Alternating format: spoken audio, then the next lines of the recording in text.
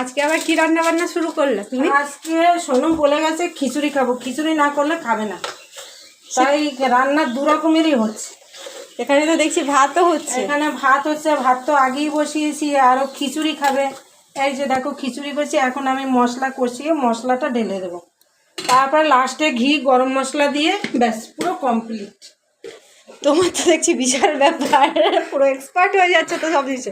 আর এখানে আবার কলমি শাক ভাজা করেছো। এই যে আমুলের ইয়েটা দিয়ে তারপরে দেবো। আর আমুলের ঘিটা কিন্তু সত্যিকারের খুব সুন্দর ঘি না দিলে না ভালো হয় না। এটা সত্যি, খিচুড়িতে ঘি যতটা বেশি দেওয়া হবে। তরকারি কিছু করে নেই, আর এটার মধ্যে শুধু একটু কুমড়ো একটু আলু দিয়ে দিয়েছি।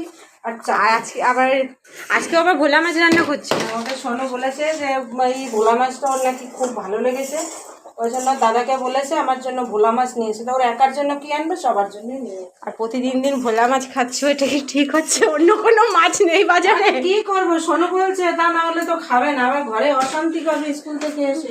আর আজকে ঘরে জানো তো প্রচণ্ড পরিমাণে কাজ। কি কাজ সেটাও তোমাদেরকে বলছি। যত এই যে তোষকগুলো ছিল সব আজকে রোদে দেওয়া হয়েছে, সব নিয়ে ছাদে টেনে টেনে দেওয়া হয়েছে। এই দিকে একটা, এদিকে একটা। আর এই তোষক তোলা মানে কোমরের 12টা বেজে যাওয়া। তো আমাদের এই ঘর থেকে নিয়ে গিয়ে ওই যে নতুন ঘর, ওই ছাদে নিয়ে যেতে হবে, যেহেতু আমাদের এই ঘরের ছাদে সিঁড়ি নেই, ওই ঘরে যেতে হচ্ছে। আর এইরকম করে করেই সমস্ত কাজ বাজ। তার মধ্যে তো গিনি যা জ্বালাচ্ছে।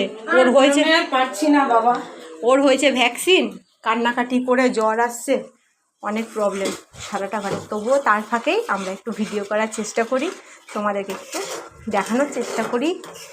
এটাই যা বলতে পারো শখ। তো চলো, মা ওখানে ভাতের মার গালছে,